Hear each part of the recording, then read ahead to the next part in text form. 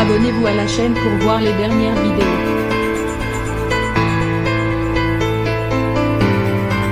Stéphane Bern a une cible bien précise au sein du gouvernement, la ministre de la Transition écologique, Barbara Pompili.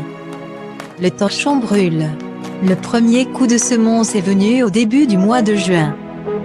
Dans une tribune pour Le Figaro, écrite au vitriol, Stéphane Bern s'en prenait à Barbara Pompili.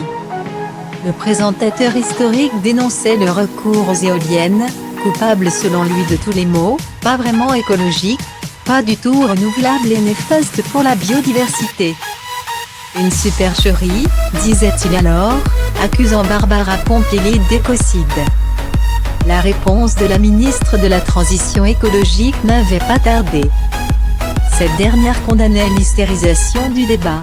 Dire que les éoliennes ne sont pas renouvelables, c'est comme dire que la Terre est plate, affirmait-elle. Quelques semaines plus tard, l'atmosphère entre les deux ne s'est pas améliorée. À partir du mercredi 30 juin, Stéphane Bern revient à la télévision pour une 10e saison du village préféré des Français.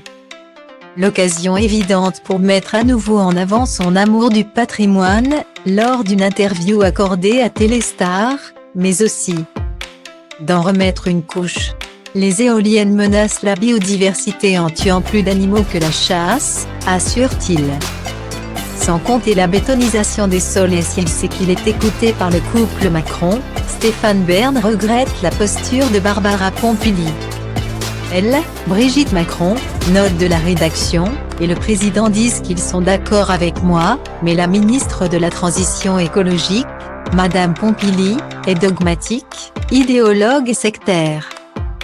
Des propos cash, auxquels il ajoute une réponse aux propos tenus par la ministre.